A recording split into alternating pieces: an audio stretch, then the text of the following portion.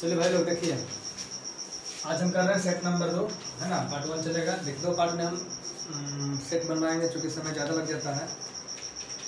सबसे पहले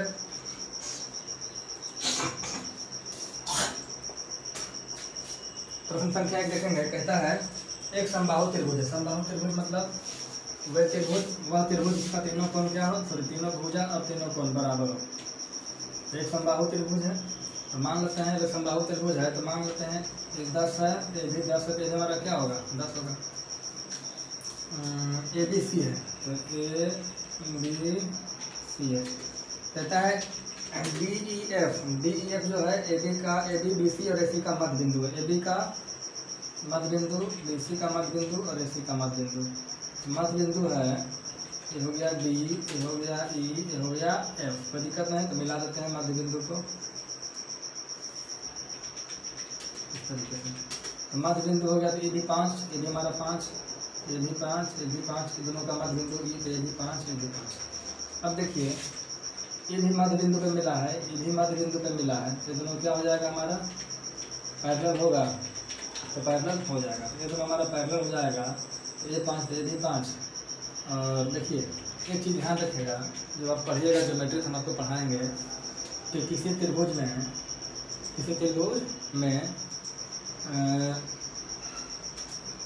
में दो भुजाओं के मध्य बिंदुओं को मिलाया जाए तो वह जो लाइन होती है, देखिए ये त्रिभुज है, त्रिभुज के दो भुजा का मध्य बिंदु है, मध्य बिंदु को मिलाया जाए, मिला दिए तो जो लाइन बनती है वो त्रिभुज के तीसरी भुजा के समानांतर तथा आधी होती है। क्या होती है? आधी होती है।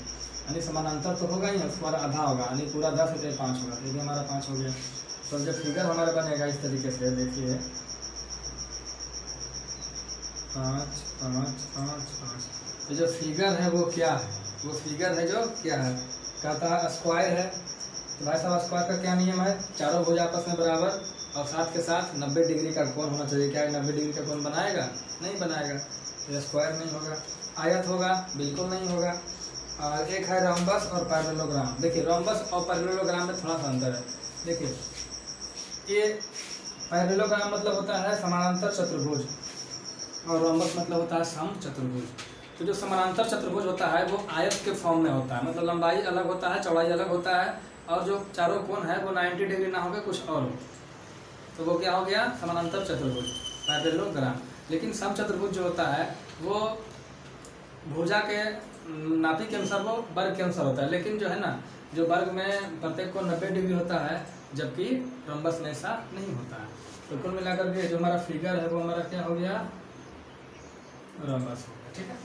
आपको दूसरा प्रश्न कहता है एक सम चतुर्भुज है, कोई भी चतुर्भुज है, उसका कोण का अनुपात दे रखा है। देखिए कोण का अनुपात दे रखा चतुर्भुज है, तो हमको ये बताइए चतुर्भुज में 4 कोण होगा, 4 भुजा होगा, तो चारों कोणों का योग क्या होगा? 180 डिग्री। 180 डिग्री होगा। तो देखिए अनुपात दे रखा है 3 5 9 13, तो कुल मिलाकर कितना हो जाएगा? तो 3 और 5 8 9 17 13 30x। तो जो कोणों का योग हो गया वो 30x हो गया। और कहता है 30x कुल मिला के होगा कितना? अरे देखिए भैया इस तरीके से मान लेते हैं चतुर्भुज, ठीक है। ये 3 है, x हो गया, ये हो गया 5x 9x और 13x। तो कुल कोणों का योग कितना होगा? 5 3 8 9 17 13 30x, और कुल होगा कितना? 360 डिग्री। 30 से काटेंगे 12 12, देखो कितना हो गया? 12 डिग्री। तो कहता है सबसे बड़ा कोण, तो सबसे बड़ा कोण यही तो है 13x। सबसे बड़ा कोण 13x, तो 13 से गुना कर देंगे, 13 गुना 12, 12 12 144, और 12 कितना हो जाएगा? 156 डिग्री। यही तो पूछ रहा था। चलिए अगला प्रश्न देखते हैं। देखिए प्रश्न संख्या 3 और 4। प्रश्न संख्या 3 कहता है 55, कहता है मान लें कि एक वह सबसे बड़ी संख्या है जिससे 55 127 और 175 को भाग देने पर प्रत्येक स्थिति में शेषफल समान हो, है ना। प्रत्येक स्थिति में क्या है? शेषफल समान हो। तो वह शेषफल क्या है? ठीक है। सबसे पहले हम इसका HCF निकालेंगे। HCF निकालने से पहले इसका HCF नहीं निकालेंगे, हम क्या करेंगे? तीनों का डिफरेंस लेंगे। तीनों का डिफरेंस लेंगे, तीनों का, इन दोनों का डिफरेंस क्या होगा? तब यहाँ हो जाएगा 7 में से 5 गया 2, और 12 में से 5 गया 7। इन दोनों का डिफरेंस क्या होगा? तो डिफरेंस हो जाएगा 7, 15 में से 7 गया 8 और 16 में से 12 गया 4। इन दोनों का जो डिफरेंस लेंगे तो हो जाएगा 5, 12 में से 17 में से 5 गया 12, 5, 17, 120। सही है जी। ठीक है, अब जो है 72, 48 और 120 तीनों का जो HCF लेंगे तो हमारा बनेगा 24। क्या बनेगा? 24। तो 24 का मतलब हुआ कि 24 से भागा देंगे ना किसमें? 55 में, 127 में और 175 में। ये शेषफल होगा। शेषफल क्या होगा? जो शेषफल होगा वो बराबर होगा। ठीक है, तो कटा शेषफल बताइए। शेषफल बताइए तो 24 से भागा दीजिए। 55 में तो ना 48, 55 में से 48 गया, मेरे ख्याल से बचेगा 7। या फिर 24 से भागा दीजिए इसमें तो 24 बचे 20 से कितना बचा? 7। यहाँ भी भागा दीजिएगा तो क्या बचेगा? 24 से 18 से 175 में 168 जाएगा, क्या बचेगा? 7। यानी शेषफल क्या बचेगा हमारा? 7। कहीं कोई दिक्कत? तो शेषफल पूछ दिया। ठीक है, चलिए अब देखिए क्या कहता है अगला प्रश्न। कहता है a बराबर इतना, b बराबर इतना, c बराबर इतना, d बराबर इतना। तो इसका एलसीएम बताइए। तो एलसीएम में क्या करना है? देखिए 2 है 11 है 13 है, 2 11 13, 2 11 13, 2 11 13। सबसे पहले 2 लेंगे और 2 में से कौन लेंगे? जिसमें सबसे ज़्यादा पावर है। तो यहाँ पावर 5, 4, 4, 3। तो पावर सबसे ज़्यादा कौन है? 5 पर फेल लेंगे तो 2 के पावर 5 गुना 11 है तो 11 के पावर 3, 4, 5, 4। तो कौन लेंगे? 5 वाला लेंगे क्योंकि पावर ज़्यादा है।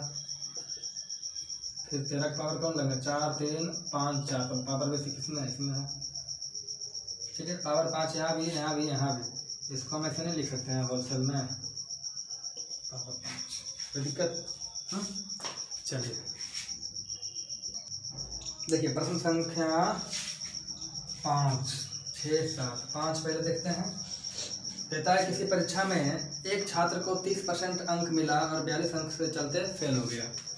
वही प्रश्न है, 30% प्राप्त हुआ तो इसको 30% मिला अब 42 अंक से फेल हो गया, मतलब 42 अंक कम मिला। 42 अंक और मिलता तो वो पास हो जाता। ठीक है, कहता है तथा वही दूसरे विद्यार्थी को 50% अंक मिला है ना, और 42 अंक से पास हो गया, मतलब इसको 42 अंक एक्स्ट्रा मिल गया। कोई दिक्कत? मतलब 42 अंक कम आता तो वो सिर्फ पास होता।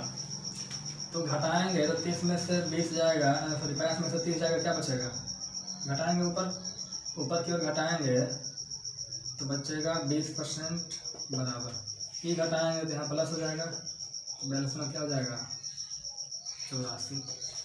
तो कहता क्या है देखिए, तो उत्तीर्ण होने का प्रतिशत मतलब कितना % में आदमी उत्तीर्ण हो जाता है ना जी, यही पूछ रहा है। 1 सेकंड रुकिएगा। चलिए देखिए, तो 20% बराबर क्या हो गया?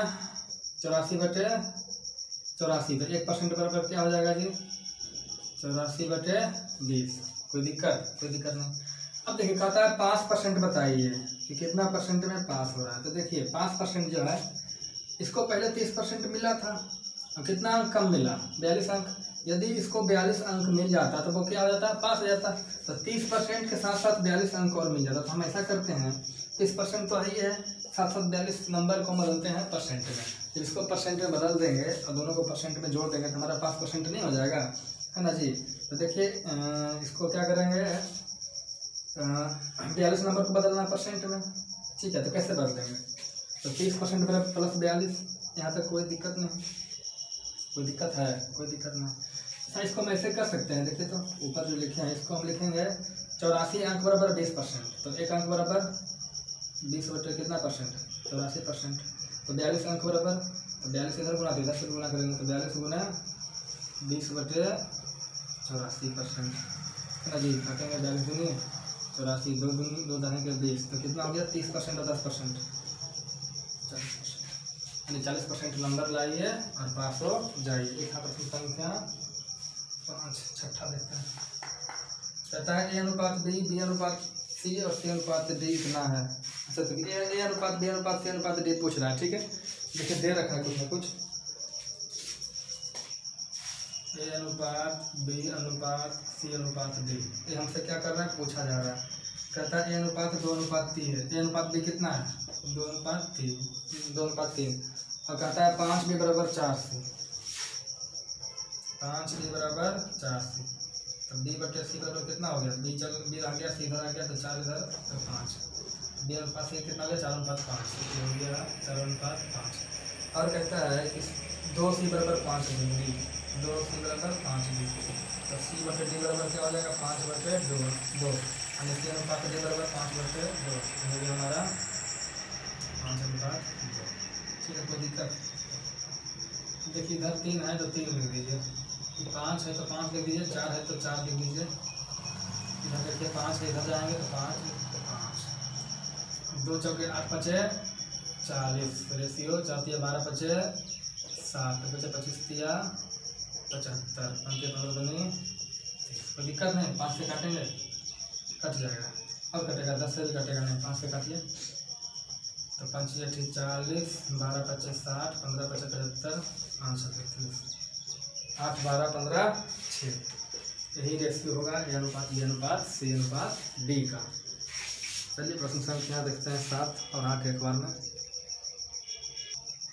प्रश्न संख्या 7 और 8 को एक बार में देखते हैं। कहता है दो समतुल्य जार है, मतलब समतुल्य मतलब बराबर जार है। ठीक है, मतलब बराबर मतलब जो जार है दोनों में बराबर क्वांटिटी में जो भी रखिए, पानी या दूध तेल कुछ भी रखिए वो बराबर क्वांटिटी में आएगा। कहते दो समतुल्य जार है, उसमें स्पिरिट और जल का विलयन है। क्या है, स्पिरिट और जल का विलयन मतलब मिश्रण। तो स्पिरिट है और जल है, स्पिरिट है और वाटर है, कोई दिक्कत नहीं।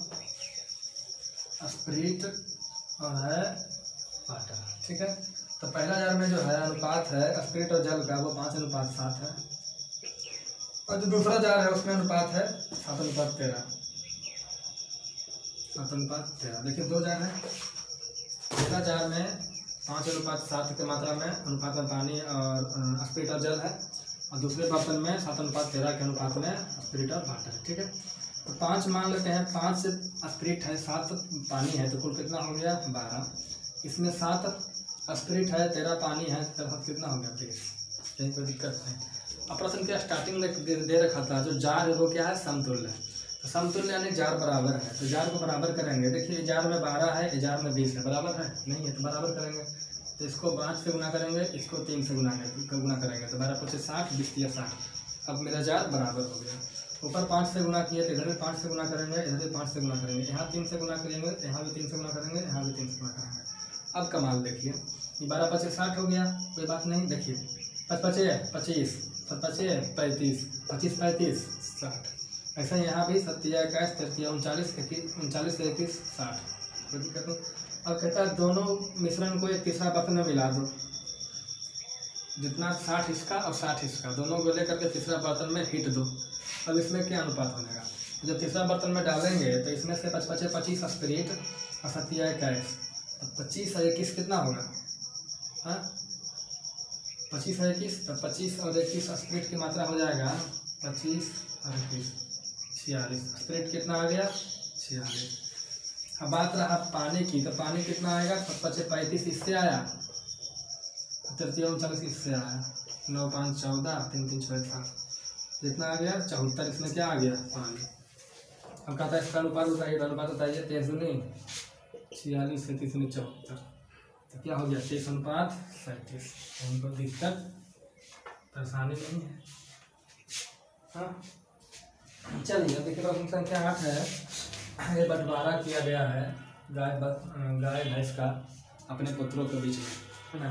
तो एक कहानी है, देखिए कहता है एक किसान के पास कुल n गाय है। कितना गाय है, n गाय, n गाय है।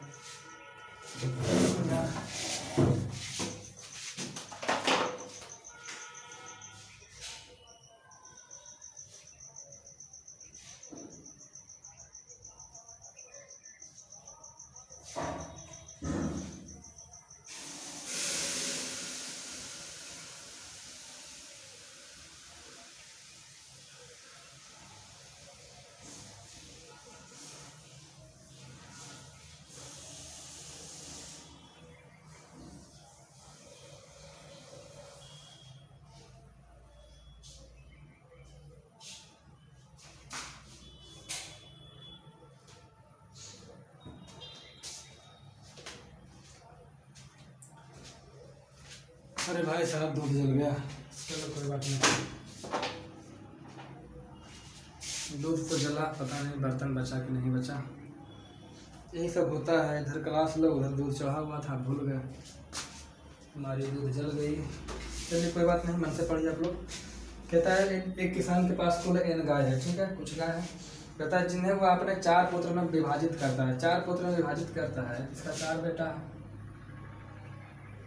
अब देखिए 4 विभाग में कैसे बांट रहा है। कहता है कि पहला पुत्र को कुल गायों का आधा हिस्सा दे दिया, आधा दे दिया इसको, आधा दे दिया पहला पुत्र को। दूसरे को 1/4 दिया, दूसरे को क्या दिया, 1/4 दे दिया। तीसरे को 5वां हिस्सा दे दिया, और छठे को तीसरे को चौथे को 7 गाय दिया। तो कहता है कि n का मान ज्ञात करें, n मतलब कुल कितना गाय था उस किसान के पास, ठीक है। तो ऐसा करते हैं, कुल कितना गाय था हम इसे मानने के लिए क्या करते हैं ना, देखिए कहता है आधा गाय इसको दे दिया, 1/4 इसको दिया, 1/5 भाग इसको दे दिया, अब से 7 गाय बचा जो अगले डी को दे दिया। तब 4 बेटा था A B C D, कोई दिक्कत नहीं। तो ऐसा करते हैं ना, कुछ गाय मान लेते हैं। तो गाय क्या माने, है ना, तो अगर n गाय मानेंगे तो n/2 हो जाएगा, n/4 हो जाएगा, n/5 हो जाएगा, दिक्कत हो जाएगा। तो हम क्या करते हैं ना, कुछ ऐसा मानते हैं ताकि यहाँ कट करके बराबर आ जाए। तो देखिए यहाँ मान लेते हैं n बराबर 2 4 5 के सम कितना होगा 20, 20 से गुना करेंगे तो हो जाएगा 10, 20 से गुना करेंगे तो हो जाएगा 5, 20 से गुना करेंगे तो हो जाएगा 4, कोई दिक्कत नहीं। तो 10 और 5 15, 15 4 19 गाय, कितना हो गया 19 गाय। अगर टोटल 20 गाय होता, अच्छा ऐसा करते हैं 20x मान लेते हैं, ठीक है। टोटल गाय को कितना, 10x 5x 4x, कुल गाय कितना हो जाएगा देखिए, ठीक है। तो इधर कितना हो गया 10 गाय, 5 15 गाय, 4 19 गाय, कितना हो गया 19x गाय हो गया। अब कुल है कितना 20x, तो 20x में से 19 गाय घट गया, तो बचा कितना x, और जो बचा जो कौन कितना बराबर है 7 गाय के बराबर। पूछो कैसे, तीनों गाय को जोड़ दिए तो 19 गाय हुआ, कुल 20 था, तो 20 में से 19 घटेगा तो जो हमारे देखिए टोटल 20 गाय था, 20 में से 19 गाय इसको दे दिए, बचा कितना 1 गाय यानी x गाय, अब बचा कितना 7 गाय, तो x बराबर 7। तो कहता है कुल गाय कितना था, टोटल गाय कितना माने थे 20x, 20 गुना 7 कितना हो जाएगा 140, कोई दिक्कत नहीं। चलिए और देखते हैं अगला प्रश्न। देखिए प्रश्न संख्या 9 जो है, कहता है टीवी का अंकित मूल्य 32,500 रुपया है। टीवी का अंकित मूल्य कितना है 32,500 रुपया है। तो अंकित मूल्य हम लिख देते हैं 32,500 रुपया। कहता है ग्राहक को 20% की छूट देने के बाद उस दुकानदार को 30% का लाभ होता है। देखिए यहाँ 3 बातें होती है, एक होता है क्रय मूल्य, होता है विक्रय मूल्य, दूसरा होता है अंकित मूल्य, ठीक है। तो छूट कितना का दिया 20% का छूट दिया, तो 20% का मतलब हो गया, एक सेकंड रुकिएगा, चलिए देखिए 20% का छूट दिया, तो 20% का छूट दिया है ना, तो कीमत अगर 100 था तो 20% का 20 छूट दिया तो लिया कितना, बेचा कितना में 80 में। जैसे अंकित मूल्य 100 था सपोज, तो 20 का छूट दिया तो बेचा कितना 80 में, तो रेशियो कितना हो जाएगा 20 × 80, 20 बचे 100, 4:5। इसको कुल मिला के हम लिखेंगे 4:5, कोई दिक्कत नहीं। फिर कहता है 30% का लाभ हुआ, तो 30% का लाभ हुआ, तो 30% का मतलब क्या होता है 3/10, मतलब क्रय मूल्य अगर 10 है तो प्रॉफिट कितना का 3 का, तो विक्रय मूल्य कितना हो जाएगा 13, यानी क्रय मूल्य 10 है तो विक्रय मूल्य कितना हो जाएगा 13, कोई दिक्कत नहीं। अब देखिए क्रय मूल्य, यहाँ विक्रय मूल्य 4 है, यहाँ 13, तो बराबर करेंगे तो यहाँ 13 से गुना करेंगे, तो यहाँ 13 से गुना करेंगे, यहाँ 4 से गुना करेंगे, यहाँ 4 से गुना करेंगे, क्रय मूल्य 40, विक्रय मूल्य 52 और मार्क प्राइस 13 कहता है यदि टेबल को यानी टीवी को छूट नहीं दे करके अंकित मूल्य पर बेचा था, अंकित मूल्य कितना है 65, खरीदा कितना में 40 में, अंकित किया 65 में, बेच कितना रहा 52 में, कह रहा है पहले 52 में बेच रहा था है ना, तो कितना का फायदा हो रहा था 30% का। अब इसको 52 में नहीं बेच करके अंकित मूल्य पर बेच दो, यानी हम इसको बेच देंगे 65 पे, तो 40 पे चीज़ 65 में बेचेंगे तो प्रॉफिट कितना का होगा भाई साहब 25 पे प्रॉफिट, कितना पे 40 पे, तो 7 पे कितना है ना जी, है तो 20 बचे 40, 20 गुना 100, 25 बचे 125/2, दिख रहा जी, अरे भाई साहब 25 बचे क्या हो जाएगा 125/2 यानी 62.5 घंटा क्या हो जाएगा प्रॉफिट। कोई दिक्कत? ऐसा कब होगा? जब अंकित मूल्य पर बेचेगा तब। चलिए एक और देख सकते हैं इस वीडियो में। प्रश्न संख्या 10 जो है वो कहता है नाव से प्रश्न कहता है एक नाव धारा की दिशा में 7.5 मिनट में 1 किलोमीटर की दर से चलती है। देखिए 7.5 मिनट, 7.5 मतलब कितना हो गया 15/2 मिनट। 15/2 मिनट में 1 किलोमीटर चलती है। ठीक है, तो स्पीड निकालना होगा तो हम क्या करेंगे घंटा में करेंगे। तो जब घंटा में करेंगे तो इधर क्या करेंगे जी क्या कर रहे हैं तो क्या कर रहे हैं देखिए 15/2 मिनट में यानी 7.5 मिनट में 1 किलोमीटर है ना। तो 1 मिनट में कितना हो जाएगा? तो 1 मिनट में क्या कम जाएगा? तो कम जाएगा या फिर इससे 7.5 लिखते हैं ना जी। तो कैसे लिखे 7.5 मिनट में 1 किलोमीटर। तो 1 मिनट में 1/7 किलोमीटर। तो 60 मिनट में 1/7.5 तो गुने कितना हो जाएगा 60 है ना। यहाँ से 10 क्या करेंगे हटाएंगे, 10 ऊपर जाएगा गुना हो जाएगा, कोई दिक्कत नहीं। बना 10 गुने 60/75, 15×5 = 75, 15 चौके 60, 4 से 5 से काटेंगे 5 में 10 कितना हो गया 8। तो 60 मिनट में कितना जाएगा 8। मतलब जो नाव है ना वो धारा की दिशा में यानी बोट प्लस वाटर दोनों का जो संयुक्त रूप से चाल हो गया वो 8 किलोमीटर पर घंटा हो गया। 60 मिनट में 8 किलोमीटर मतलब 8 किलोमीटर पर घंटा हो गया। यानी नाव की चाल धारा के साथ 8 किलोमीटर पर घंटा हो गया। और कहता दे रखा है धारा के विपरीत 1 घंटे में 5 किलोमीटर जाती है, यानी धारा के विपरीत जाती है 5 किलोमीटर है ना जी। यानी 5 किलोमीटर प्रति घंटा का स्पीड है। तो यहाँ से जोड़ देंगे तो b बराबर हो जाएगा 8 5 13/2। नाव की चाल 6.5 किलोमीटर प्रति घंटा। आप बोल देंगे धारा की चाल बताइए तो दोनों घटा दीजिए, तो घटा दीजिए 5 में 5 गया 3, 3/2 यानी 1.5 किलोमीटर प्रति घंटा। यही हमारा उत्तर है। इसी को कोई दिक्कत जो पीछे नाव धारा जो पूछे बताइए। आज आपको समझ में आ गया होगा।